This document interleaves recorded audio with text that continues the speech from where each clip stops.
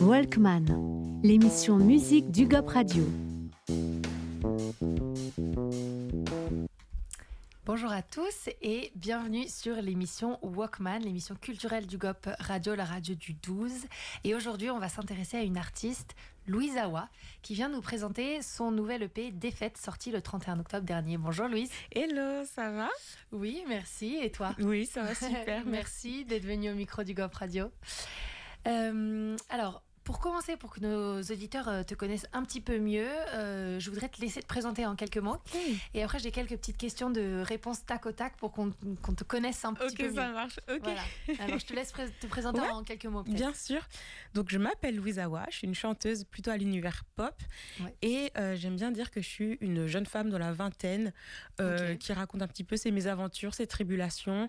Et voilà, qui narre ça en chanson et qui se pose des questions et voilà, qui essaye de naviguer dans la vie, voilà. C'est très clair, ça nous parle. Voilà. Trop bien. Alors, j'ai pensé à quelques petits mots-clés pour mieux te connaître. Si par exemple, tu étais une émotion, tu serais quoi ? Oh mon Là, Dieu. un peu comme ça, une émotion. spontanément. J'avais envie de dire dramatique, mais c'est pas une émotion. Ouais, Je suis un synonyme de drame. Je suis l'exagération. Ouais, l'exagération. Okay. C'est pas une émotion, mais non, mais intensité peut-être. Ouais, l'intensité. Okay. Ouais, de ouf. Ok. Si t'étais un instrument de musique. En vrai, je vais dire le ukulélé parce que c'est le seul instrument que je sais jouer. Il est mignon. Ok. Ouais, et on le travaille partout. Ok, trop bien. Et si t'étais un moment d'une soirée.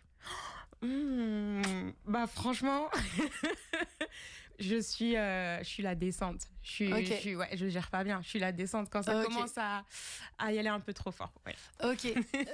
Bon bah c'est bien, ça nous prépare pour la suite des thèmes dont on va parler, parce qu'effectivement le thématique de la soirée, il est assez central dans ton EP. Mais avant ça, peut-être qu'on va revenir sur ton parcours. Aujourd'hui, tu es chanteuse, comme tu l'as dit. Est-ce que tu te souviens de la première fois que tu as chanté ou de la première fois que tu as écrit une chanson ? Est-ce que tu peux nous en parler ? Oui, bien sûr. Alors, la première fois que j'ai chanté, je crois que je l'avais raconté en plus ici à UGOP, c'était à la fête de la musique de mon petit village breton. Ah, ok. Ouais. T'es d'où en Bretagne ? De Morlaix, okay. À côté de Morlaix, un petit village vraiment tout petit, c'est la plus petite commune. Okay. Et en fait, dans ma famille, on fait pas du tout de musique, je suis la seule. D'accord. C'est mon voisin qui est musicien. Et un jour, il m'a dit, let's go, on va chanter à la fête de la musique du village. Et depuis, ça m'a jamais quitté. Et t'as pas eu peur ? Si, un petit peu, mais j'étais tellement fière de chanter avec lui, en fait. Trop bien. C'est ça. C'est une chouette anecdote. Et est-ce que tu te souviens de la première fois que tu as écrit une chanson ? Enfin, la première chanson, c'est toujours un peu un grand moment, mais... J'avais 11 ans. Ah, j'ai encore les paroles dans un petit cahier. Et c'était vraiment, tu sais, les chansons « Oh non à l'injustice On veut que le monde soit meilleur !» Il y a pas de mélodie. C'est mignon, vraiment. Ouais. Oui. Ok, trop bien. Ouais. Et alors du coup t'as continué, j'imagine, à écrire un petit peu au fur et à mesure, en grandissant, voilà. Et justement ado et plus jeune, c'était quoi tes inspirations musicales ? Mes inspirations musicales, alors c'était Lana Del Rey. Ok. Ouais, je l'adorais. Effectivement, ça résonne ça dans ton EP. On va y revenir. Ouais. Je suis contente que tu me le dises. Ouais, ça fait sens, moi je trouve. Okay. Ouais.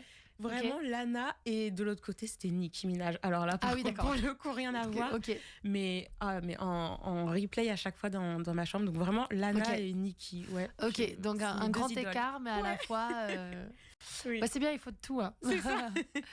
Trop bien. Et est-ce que tu as eu un petit peu un déclic pour te lancer dans la musique ? On en parlait un petit peu en off. Effectivement, tu as fait des études de médiation culturelle, si je dis pas de bêtises, et tu fais de la musique à côté. Mais à quel moment tu t'es dit, j'ai envie de tenter l'aventure et de vraiment me prendre au sérieux, entre guillemets, dans la musique ? Déjà, en fait, il y a eu plusieurs étapes. Du coup, à partir de la fête de la musique, là, quand j'étais toute petite, j'ai toujours dit je vais être chanteuse et tout. On me demandait quel métier je voulais faire, je disais ça. Mais je le disais comme ça, tu vois, sans vraiment se rendre compte. l'intégrer. À partir du lycée, j'ai pris des cours de chant. Et ma prof de chant, justement, on a beaucoup travaillé mes chansons. Genre, j'ai progressé depuis l'injustice. Et la première réalisation, je suis capable de faire une belle chanson en soi. C'était vraiment des jolies chansons. Et le troisième moment, c'est vraiment quand j'ai sorti ma première chanson en 2022, qui s'appelle Dans ses bras. C'est là où je me suis dit, en fait, tu veux être chanteuse, faut que tu te donnes les moyens. Donc, vas-y. On let's go, on y va. Et quand en fait tu te donnes les moyens, tu vois que c'est quand même possible de le faire. Donc voilà, ça a été en plusieurs fois.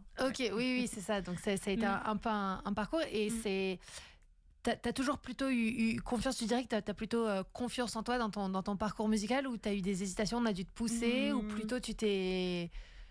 En vrai, j'ai pas confiance, mais je me donne les moyens. Je sais pas si ça fait sens. Non, mais c'est bien. J'ai pas forcément conscience, mais je me dis, en fait, fais-le. De toute façon, si t'as envie de quelque chose, donne-toi les moyens, et puis tu verras bien. Pas de regret.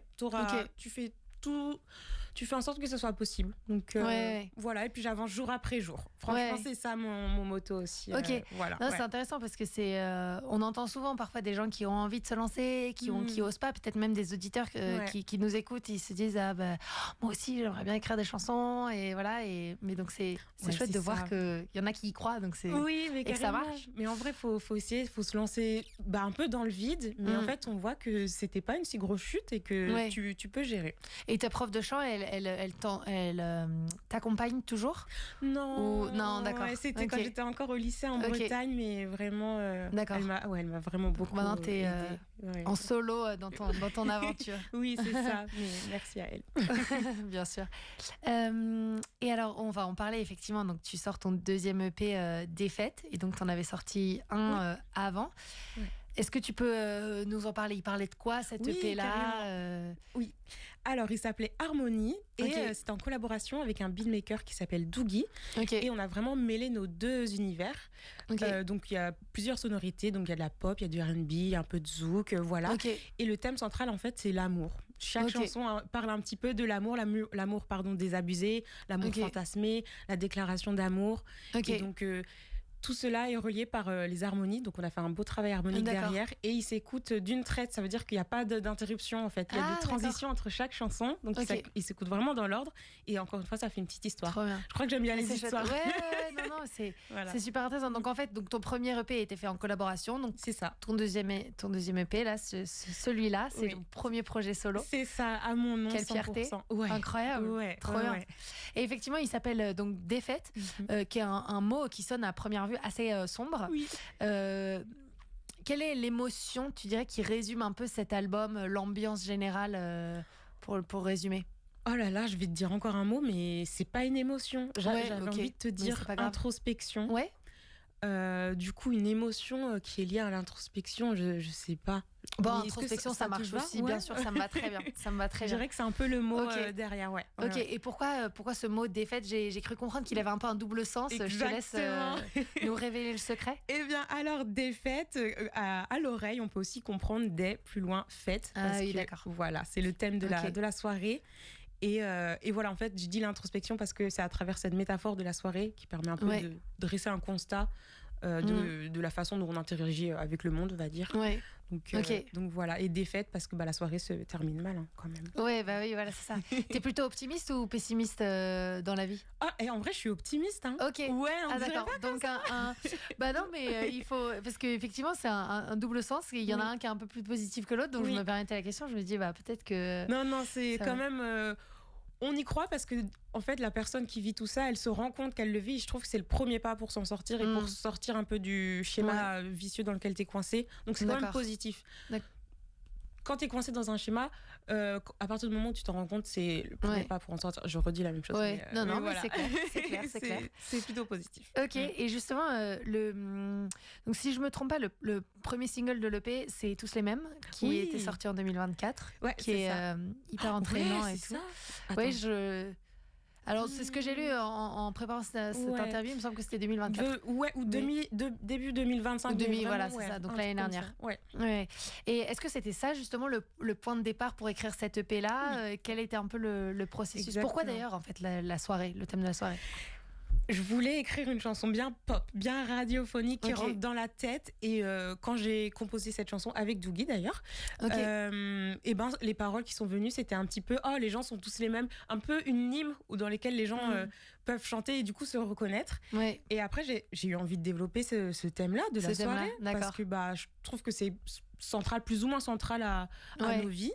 Et en soirée, tu découvres plein de personnes avec toute leur histoire, leur bagage. Et j'avais envie un petit peu de développer ce fil-là. Ok. Voilà. Et du coup, cet EP, il est plus inspiré de toi, ta vie personnelle, des anecdotes personnelles, ou plus de celles de tes proches? Ou alors totalement quelque chose de fictif? C'est un peu de tout. Un peu de tout. Ouais, un peu de tout. Mais quand même un peu de moi. Enfin, je me livre à travers ce personnage quand même. Ça aide, un peu cathartique.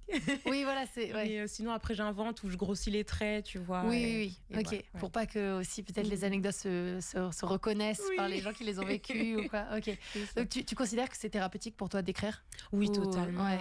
En vrai, totalement. Ouais, c'est un peu une libération. Quand t'arrives pas à dire les choses, tu les couches sur un papier ou tu les chantes. C'est magique. Et est-ce que justement tu aimerais que ce soit aussi un message, ou que pour d'autres, à qui il s'adresse cet album? Un message, en tout cas j'aimerais bien que les gens se l'approprient et trouvent qui résonne en eux. On peut jamais contrôler comment les gens vont réceptionner ce que tu as fait, mais qui puisse résonner d'une manière ou d'une autre chez les gens. J'aimerais bien, ça serait cool. Et puis après, si on peut en discuter, c'est que ce soit un échange, un partage, c'est toujours chouette. D'accord. Bon, non, mais c'est génial. Et justement, je trouve qu'il y a une suite assez logique, en fait, dans ton EP. En tout cas, c'est un point commun que tu as avec le premier que tu avais fait, cette histoire dont tu parlais. Effectivement, on voit vraiment une courbe, quoi. Au départ, c'est hyper entraînant, etc. Et puis, ça monte jusqu'à cet interlude dont on parlait un petit peu en off, mais où là, vraiment, il y a vraiment carrément un passage parlé. Pourquoi tu l'as mis au milieu de l'album? Parce qu'en général, les artistes qui font ça, c'est plutôt au début, comme une introduction. Là, c'est au milieu. Alors, pourquoi ce choix? Eh bien, c'est littéralement le moment de la soirée où tu réalises qu'en fait, t'es un petit peu en train de faire de la... pour rester poli. Et du coup, j'en ai profité pour un petit peu expliquer le concept de la soirée. Quand on écoute les paroles, on se rend compte que c'est vraiment l'histoire d'une jeune femme qui va en soirée et qui se rend compte que c'est plus trop fait pour elle et ce qu'elle fait ne lui correspond plus.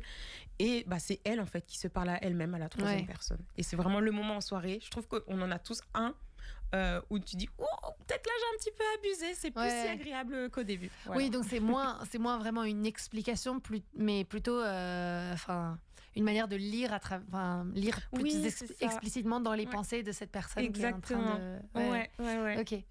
Et justement, est-ce que tu as écrit les morceaux dans l'ordre chronologique de l'EP, ou est-ce qu'ils sont sortis un petit peu et après tu as raccroché les wagons pour en faire une courbe chronologique, ou... J'avais cette idée en tête de la chronologie depuis le début, on va dire. Mais non, je les ai pas du tout écrits.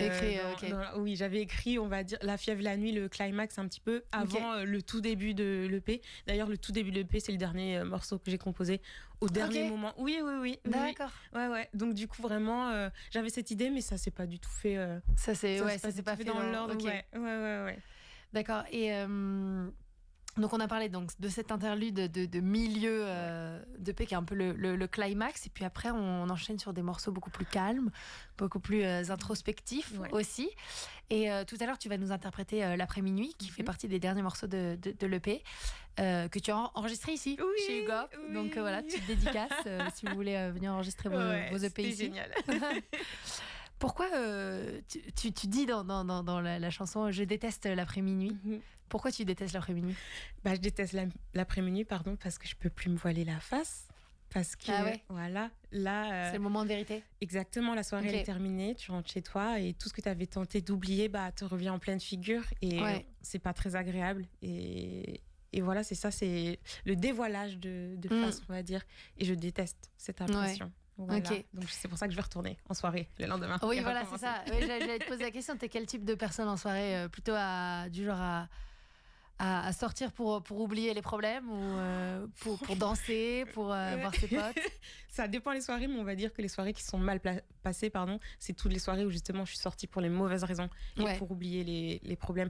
Littéralement, ça ne loupe pas. Vraiment, les soirées, faut y aller pour juste l'envie de s'amuser, mais quand derrière tu sens que tu vas pas pour les bonnes raisons, ça se passe toujours mal. En tout cas dans mon cas. Ouais. Et pour le coup là, c'est vraiment une histoire vraie. C'est vraiment ce que j'ai mis, c'est vraiment ma part réelle dedans. D'où le côté très thérapeutique de. Ah ouais. Non mais en vrai, je me suis calmée, ça m'a aidée. Ouais. J'ai réalisé des choses. Je me suis dit en vrai quand même. Ouais. Et depuis le départ, là, on parle beaucoup de tes paroles, de comment t'écris, etc. Mais c'est vrai que tes instrus, elles sont très reconnaissables. On parlait de la Lana Del tout à l'heure, et je trouve qu'il y a vraiment une patte. Est-ce que c'est toi qui composes ? Comment il se passe ce processus de composition instrumentale, vraiment ? Ok, alors il y a plusieurs choses. Hyper sérieux. Ok, parfois j'écris. Okay. Et du coup, j'ai composé avec plusieurs personnes pour cette EP. Du coup, Marceau, Dougie, Quarto et Marco, beaucoup de O. Okay. Et du coup, ça dépendait des chansons. Il y a des chansons où je suis venue avec mes petites paroles et Valentin Z, excusez-moi. Et on a construit autour la prod. Okay. Parfois, c'était ensemble, on a fait une prod. Et aussi, il y a eu des improvisations.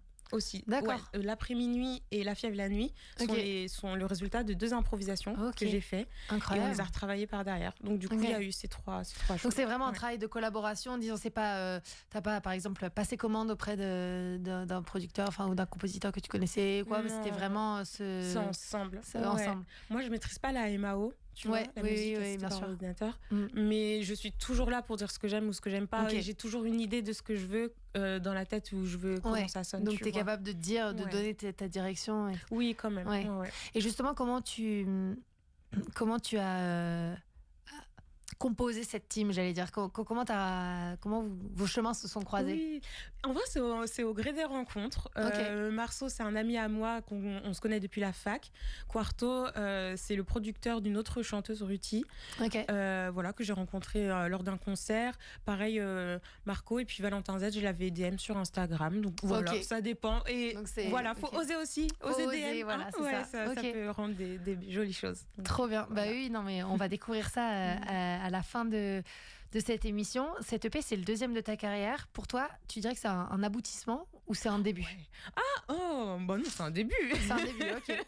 Bah oui, c'est le début, mais c'est l'aboutissement de mon année 2025, par contre. Voilà, c'est un objectif 2025. Ok. Donc, on va dire que c'est l'aboutissement de cette année, le début des prochaines années. Ouais, c'est quoi ton rêve d'accomplissement artistique, si on peut dire? Mon rêve, en vrai, j'aimerais bien parcourir la France à la rencontre des gens et partager des moments musicaux ensemble sur scène. Voilà. Sur scène. La scène, ça te fait envie plus que le studio? Ah oui, carrément. Ouais. C'est tellement fort. J'imagine. Et justement, tu as un concert, si je dis pas une release party qui arrive bientôt, si tu veux nous en parler. Eh bien, mardi prochain, donc le 18 novembre, à la Maz, c'est un bar près de Châtelet, je fête la sortie de Défaite. J'ai invité Marceau et Victoria Flavian à partager la scène avec moi. Donc, soirée 100% pop, ça commence à 20h30. Et voilà, vous pourrez découvrir les chansons de l'EP. Et voilà, on découvrira. Et sur ton premier EP, tu parlais d'amour. Sur ton deuxième EP, tu parles de soirée. Oui. Ton troisième EP, tu parlerais de quoi? Est-ce qu'il y a des thèmes que tu n'as pas encore abordés, que tu as en tête, qui te tiennent à cœur? Je pense que je parlerai du fait de grandir un peu. Parce que j'ai beaucoup évolué déjà entre ces deux projets-là. Et je pense que je vais pas dire que c'est un bilan, mais je pense que ça sera le fait de continuer de grandir dans la vingtaine ou même la trentaine. Et voilà, et l'évolution. Mais c'est toujours le côté introspectif quand même. Oui, voilà, t'aimes bien garder ce côté très thérapeutique, voilà, carrément, d'un projet musical. Et peut-être on arrive à la fin là de cette émission.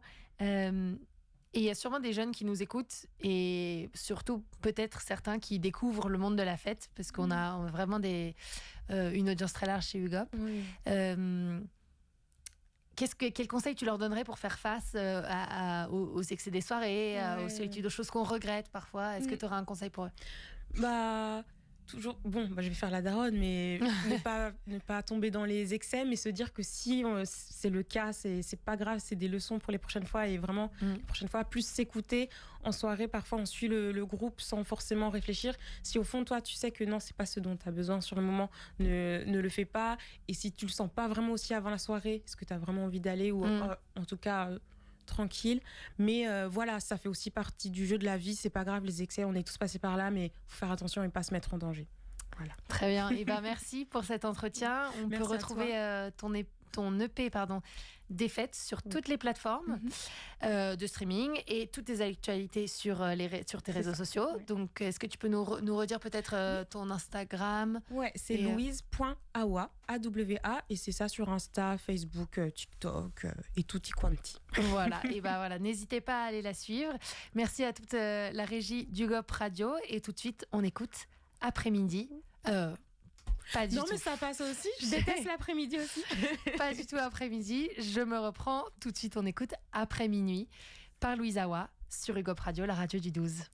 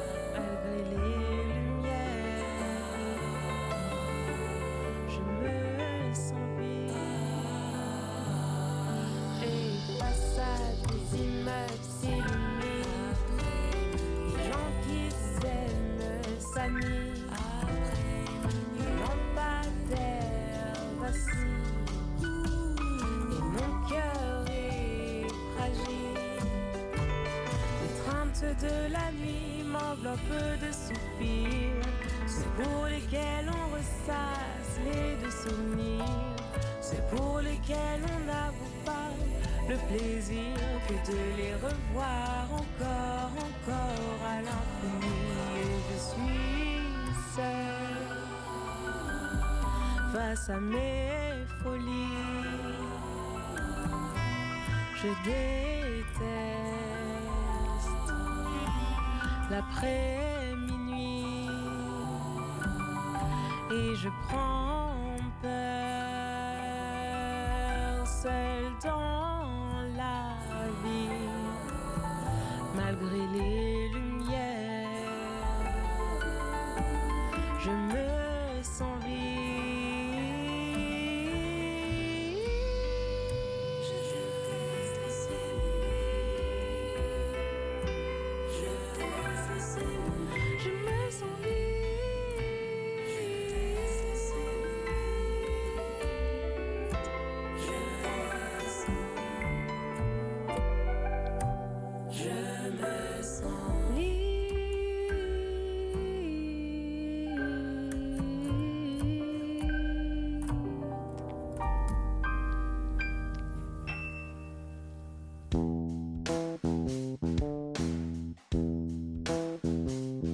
Walkman, l'émission musique du GOP Radio.